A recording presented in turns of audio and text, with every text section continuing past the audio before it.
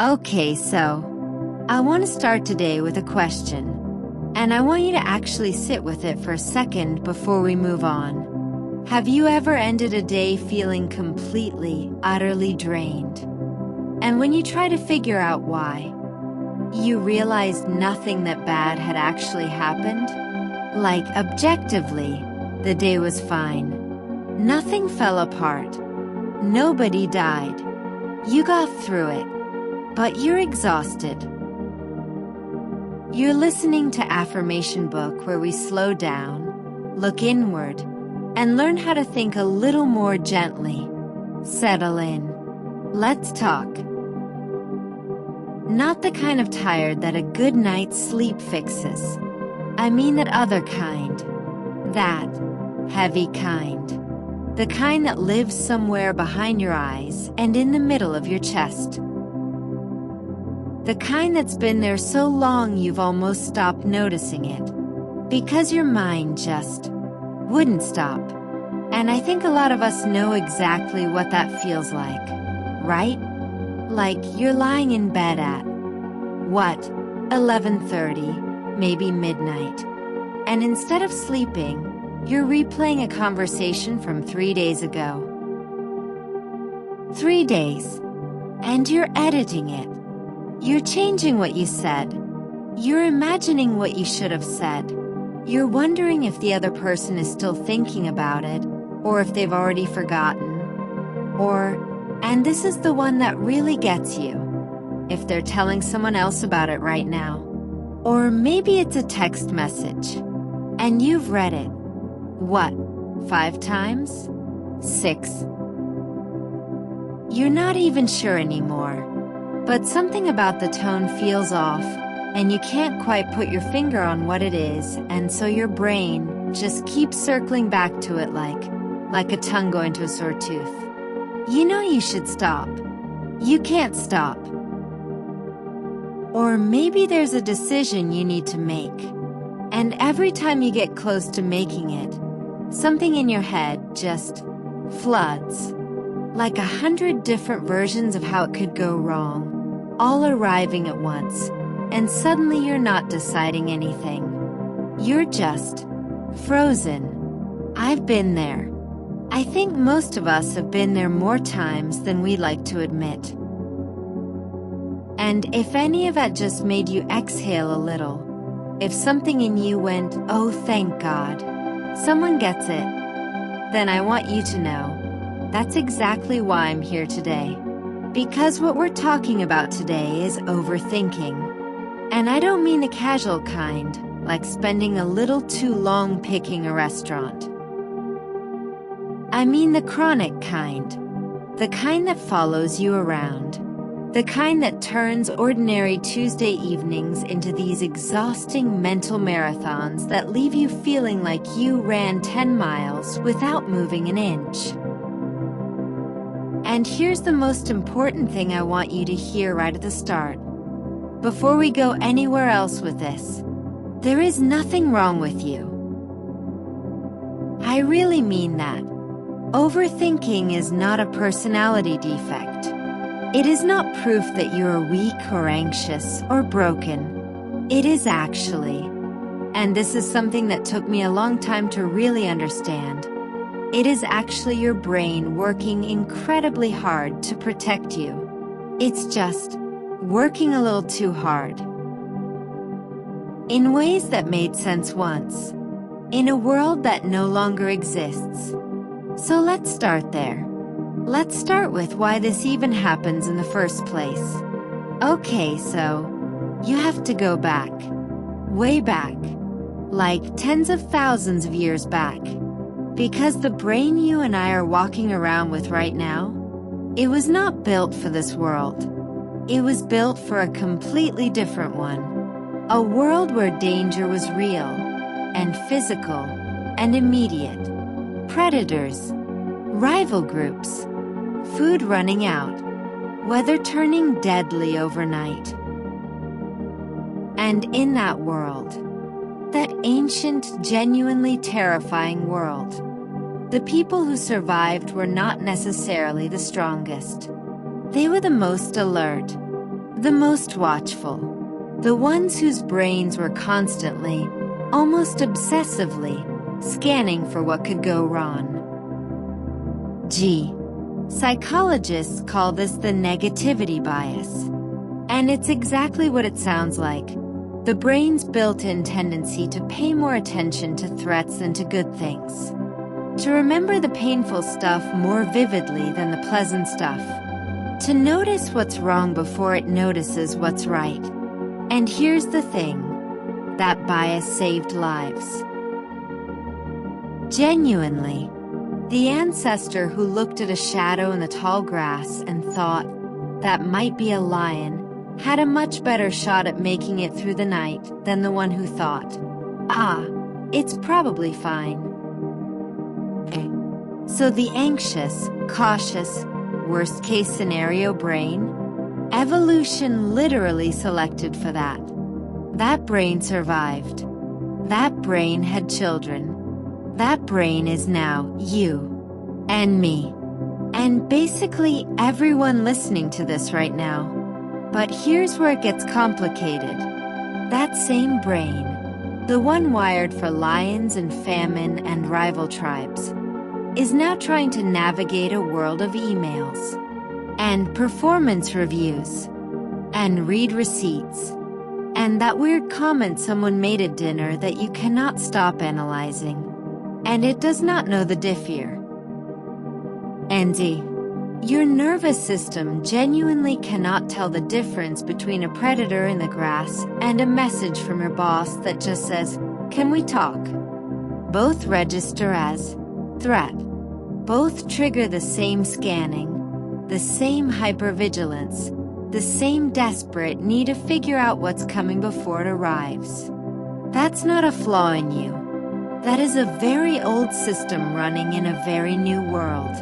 And understanding that, really understanding it, changes something. At least it did for me.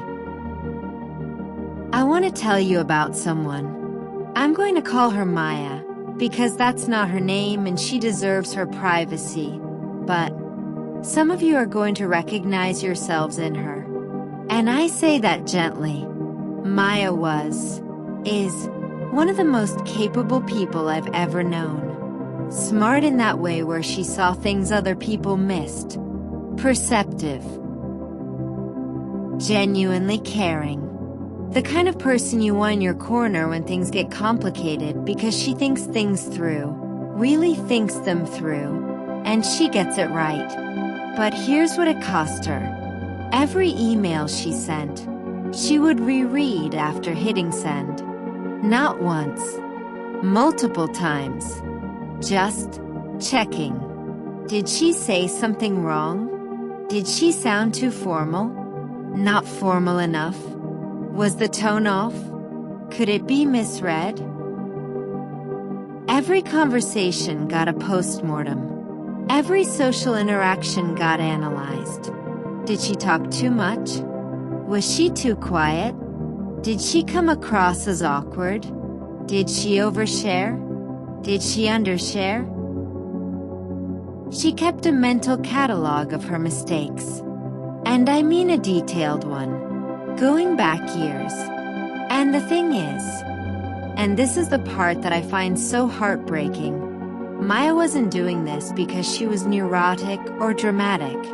She was doing it because she cared deeply about people, about doing right by them, about being someone they could count on. She thought that if she just analyzed things carefully enough, she could get it right. Every time. No mistakes. No misunderstandings. No one ever hurt by something she said or did. If she could just think it through thoroughly enough. So she thought, and thought, and thought some more. And from the inside, it felt like being trapped. Like, she described it to someone she trusted once. And I think about this a lot. She said, I never feel like I'm actually in my own life. I'm always watching it. Analyzing it while it's happening. Like I'm standing just outside of everything, taking notes. God, doesn't that land somewhere? That feeling of being present, but not quite present, of watching your own life through this layer of commentary and evaluation and second-guessing. Technically there, but not really there. That's what chronic overthinking does. It's like it puts a pane of glass between you and everything that's actually happening. You can see it. You just can't quite touch it. So let's talk about what's actually going on inside the spiral, because I think once you can name it, it loses a little of its power. At least that's been my experience. There's this concept in psychology called cognitive distortions, which is basically a fancy way of saying ways our thinking patterns bend reality without us realizing it. And these are not random. They follow very specific, very predictable patterns, which means once you learn to spot them, you start catching yourself mid-spiral, and that changes everything. The big one, and I bet you know this one, is catastrophizing. This is when your brain takes something difficult and just fast forwards it, all the way to the worst possible outcome. A headache becomes a tumor. A tense moment at work becomes you getting fired, becoming unemployable, losing everything. A moment of social awkwardness becomes everyone there secretly deciding they don't like you. And what makes this so insidious is that it doesn't feel like a leap. It feels like logic, like you're just being realistic, like you're just being prepared. Then there's mind reading, which is exactly what it sounds like. The absolute certainty about what someone else is thinking, with zero actual evidence. She seemed quiet today, so she must be upset with me. He didn't laugh at my joke, so he must think I'm not funny. The message was short, so she's definitely annoyed. We just decide. And then we treat that decision like a fact. And fortune-telling, predicting the future with this grim, settled confidence. I'm definitely going to mess this up. It's going to be awkward. If I try, I'll probably fail. The future becomes this confirmed place of disappointment rather than, something that hasn't happened yet. Underneath all of these is something called confirmation bias. The way our brains actively look for evidence that supports what we already believe, and quietly, almost invisibly, dismiss anything that contradicts it. If you believe somewhere deep down that you're not enough, your brain will build a case. Every stumble goes in a file. Every silence. Every ambiguous look. But the compliments, the wins, the moments that tell a different story, those get filed somewhere else, somewhere less accessible. And here's the thing I want to say really clearly. None of this is a sign of low intelligence. Some of the most brilliant people I know are the most susceptible to this. Because a sharp mind is really good at building convincing arguments, including convincing arguments for its own worst fears. Okay, I want to share something now that I think is genuinely important. And I want to be honest, this took me a really long time to actually get. I could say the words long before I understood what they meant. Overthinking feels useful. That's the part nobody talks about enough. It doesn't just feel bad. It feels like something. Like you're doing something. Like you're being responsible or thorough or careful. Like if you just think about this long enough, hard enough, from enough angles, you'll find the answer that makes everything safe. If I can just figure out every way this could go wrong, I can prevent it. If I replay this conversation one more time, I'll finally understand what actually happened. If I plan for every possible outcome, the future won't be able to catch me off guard. And sometimes, the people around you even reinforce it. Because from the outside, an overthinker looks careful, considered, responsible. They don't see what it costs. But here's what I've come to understand, and I say this as gently as I can. The certainty that overthinking promises, it never actually arrives. Never. No matter how long you think about a decision, you cannot guarantee how it turns out. No matter how many times you replay a conversation, you cannot know for absolute certain what the other person meant. The certainty the mind is searching for, it's not there. It has never been there. Not for you. Not for anyone. It just doesn't exist. And so the loop keeps going. Because the mind is walking toward a destination that doesn't exist, and it can't figure out why it hasn't arrived yet. So it just keeps walking, searching, rehearsing, worrying, looking for ground that was never solid to begin with. Let me come back to Maya for a minute, because there's a moment in her story that I think about more than any other part of it. She was sitting in a coffee shop with one of her closest friends. They hadn't seen each other in a while. This was supposed to be a good afternoon. Catching up, reconnecting, the kind of easy conversation that leaves you feeling full.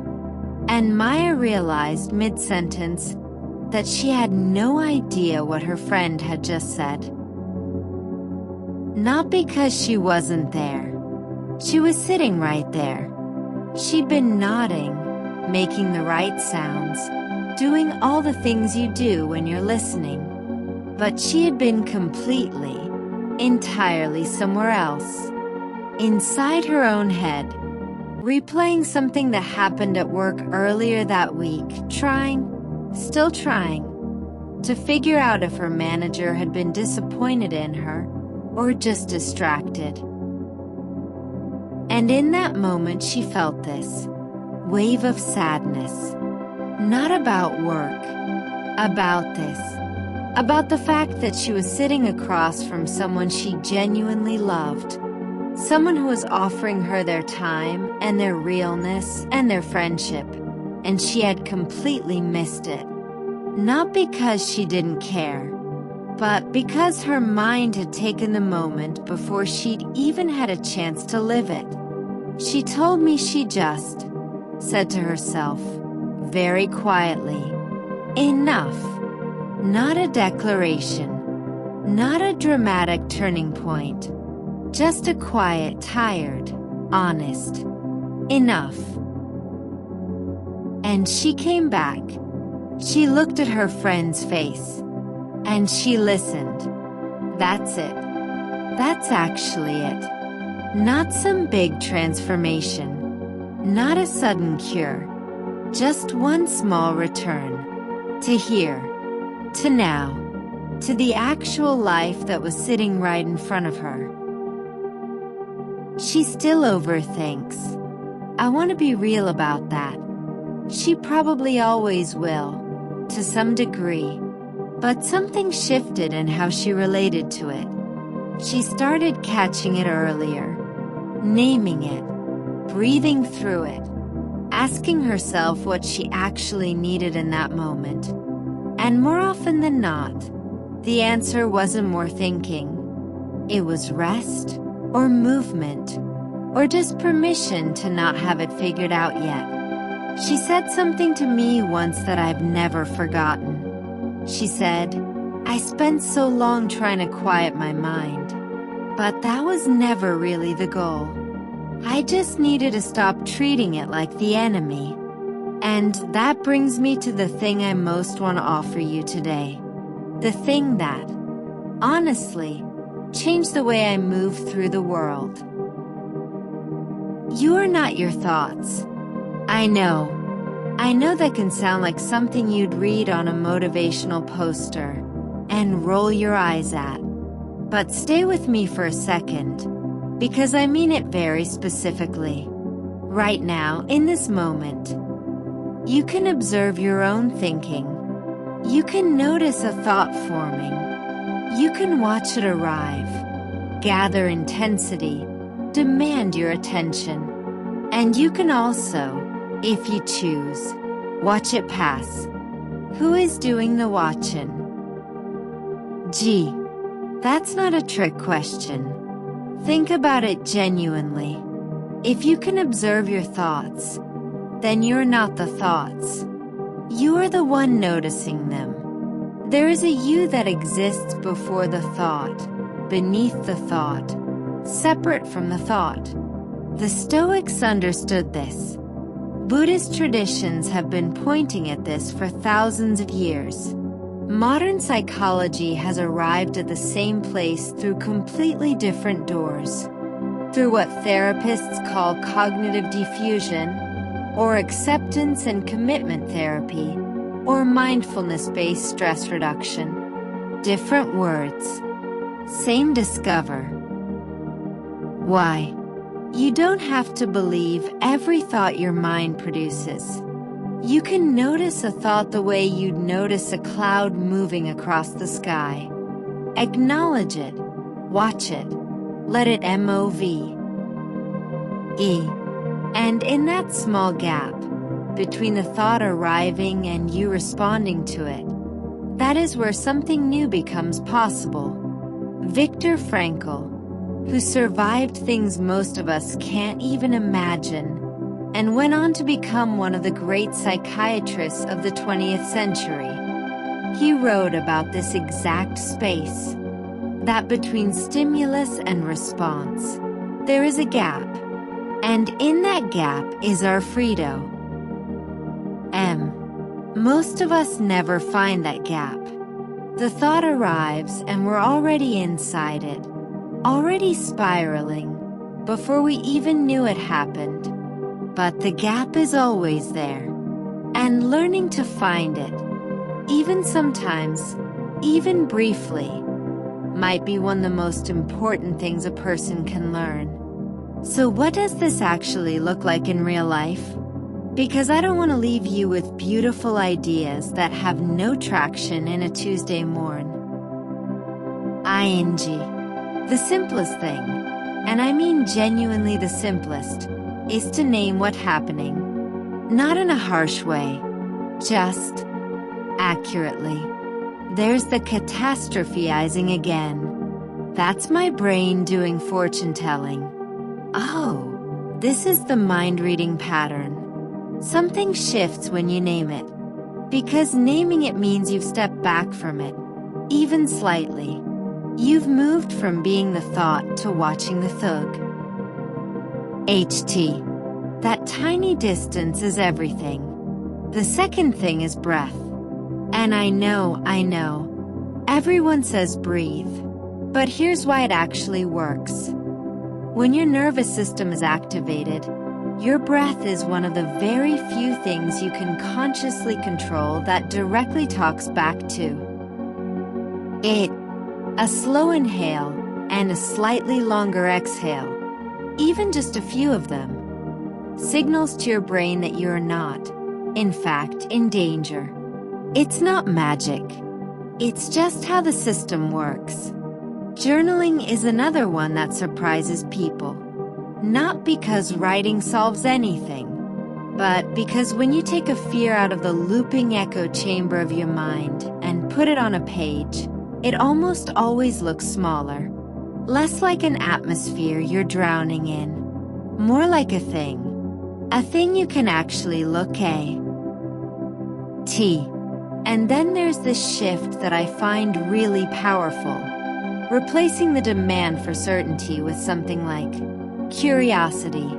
When your mind says, "This is definitely going to go wrong," instead of arguing with it or collapsing into it, you can just ask, quietly without pressure, what else might be true? Not toxic positivity, not forced optimism, just opening the aperture a little. Because the mind's first draft is almost never the full picture. And finally, this one is maybe the most important and the hardest. Be gentle with yourself, not as a performance, not as a technique, but as a genuine practice. The way overthinkers often talk to themselves. Why can't I just let this go? What is wrong with me? I'm so stupid for still thinking about this. That's not motivation. That's just additional pain on top of pain that's already there. And additional pain makes the spiral worse, not better. Think about how you talk to a friend who told you they were struggling with this. You wouldn't tell them to just stop thinking so much. You'd be patient. You'd be kind. You tell them this is hard, and they're doing their best, and that trying counts. You deserve that same voice, directed at yourself. I want to slow things down for a moment now, just for a little, Will. If you're in a place where you can, I'd invite you to let your eyes close, or just soften your gaze. Let your shoulders drop. Feel whatever surface you're sitting or lying on. Let it actually hold you. You don't have to hold yourself up right now. Just for these few minutes. Take a breath in and let it out slowly, longer than it came and just notice what's here right now. What thoughts are present? You don't need to fix them or chase them away. Just notice them. Let them be there. Now I want to ask you something, and I'd really love for you to sit with it rather than answer it immediately. Why? What would your life feel like if you trusted yourself just a little more than you trust your fears? Not certainty, not the guarantee that everything works out. Just a quiet, steady trust in your own ability to handle what comes, to adjust, to recover, to figure it out as you go. What would that feel like? Where in your body would you feel And this one. What is the most significant thing your overthinking has cost you? Not hypothetically. Something real. A chance you didn't take. A relationship you couldn't fully enter. A version of yourself that's been waiting, patiently, on the other side of all this thinking. You don't have to answer that out loud. You don't even have to fully answer it to yourself right now. Just let the question Take one more breath in, and as you let it out, see if there's anything, even something very small, that you can let go of with it. Okay, we're getting close to the end, and I want to leave you with something real, something you can actually carry. Peace is not what happens when your mind finally goes quiet. I used to believe that. I think a lot of us believe that someday, if we figure out the right things, the noise will stop and we'll finally get to rest. But that's not how it works. The mind doesn't stop. It's not supposed to stop. That's not a bug. That's what minds do. They generate thoughts, constantly, automatically, without being asked. That will not change. What can change is your relationship with those thoughts.